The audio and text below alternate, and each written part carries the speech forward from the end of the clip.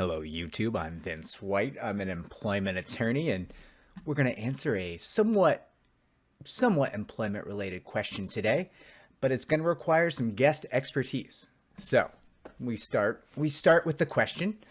We have YouTube user Shredness, which to me sounds like he is shredding on a skateboard on skateboarding Christmas. Shredness, which may not be what is implied by that name, but that is how I read it. Because I grew up with the Ninja Turtles, and they shredded on their skateboards and ate pizza. Okay, so Shredness asked us a day ago, and I'll read Shredness's question into the record. Hey, Vincent, you answered a question I had long ago, and since then I've always come back to hear your opinion. Thank you. We're trying. I hope it was helpful. I'm now a supervisor at a contract security company, and we recently had an incident that you may be interested in speaking about. So the client we guard was combing through closed caption TV footage looking for a lunch thief. By the way, I could do so many videos about lunch thieves. Like, the concept, there's two things in the context of employment that always fascinate me. The inability of highly compensated employees to keep bathrooms in like clean, hygienic working order. And this phenomenon of like all walks of life, all levels of economic success, going to a communal fridge and just taking food that belongs to someone else. Like over and over and over again. These are two things that always fascinate me. And both of them, in my opinion, are signs that humanity is not going to make it.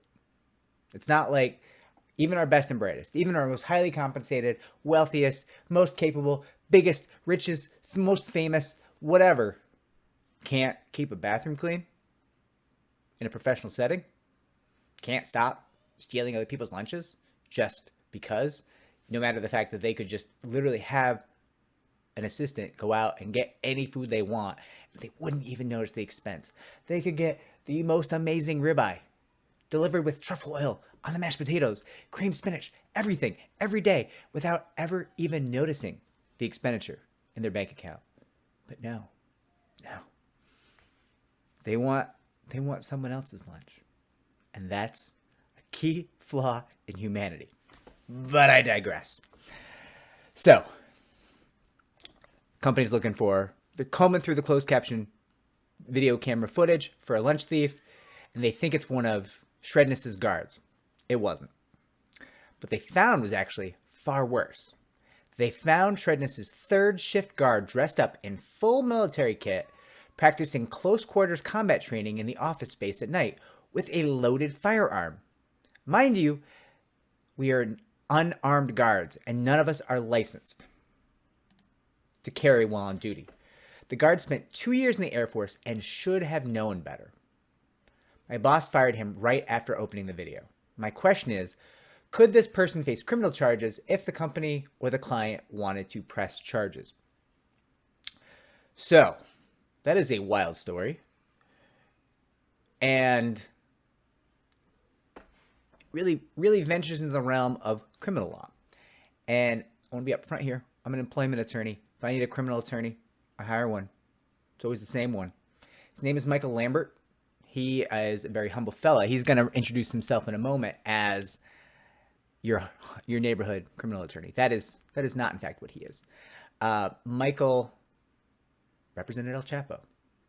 Michael is the big dog, the alpha of the Manhattan criminal attorneys in my mind. I think he's the best, the brightest, the rising star, perhaps the risen star. I mean, this is the real deal. When my family needs a criminal attorney, and they often do, they get Michael, and I always regret it because then they don't go to jail. They're just free and they're walking around. I kid. But anyways, I posed this question to Michael because I figure I've got all these friendships, and Michael's a good friend, and I figured I can leverage those friendships for you, the viewer. Because Shredness had a question, and I am too dumb to answer it. So, here you go. Here is Michael answering your question. If it's helpful, like and subscribe. Also, I'm going to link to Michael's website. Keep his info. It's handy. I keep it in my wallet. I do. Whenever someone messages me, I'm in trouble, I just text it. It's on a clipboard on my phone. And people say, how did you have that so fast? I say, Control P. Control P. Paste. Just paste. You should do the same if you're in New York. All right, everybody. Looking forward to Michael's answer here. Take care. Hi, this is Michael Lambert, your friendly local neighborhood criminal defense attorney, here to answer your questions. Today we have a question about an employee who's a security guard carrying a gun when he's in fact unlicensed to carry that gun. The short answer to that question is that yes, possession of an unlicensed firearm in the state of New York is a felony, specifically criminal possession of a weapon in the third degree. And if that weapon is in fact loaded with live ammunition, it's criminal possession in the second degree, which can land you multiple years in prison. The other question was that he was caught on video carrying the weapon. The interesting part about that is the state must still prove that whatever he was carrying at the time is in fact an operable, emphasis on the word operable, firearm, which means they have to have possession of the weapon and they have to prove through a ballistics lab report that the object is in fact a gun.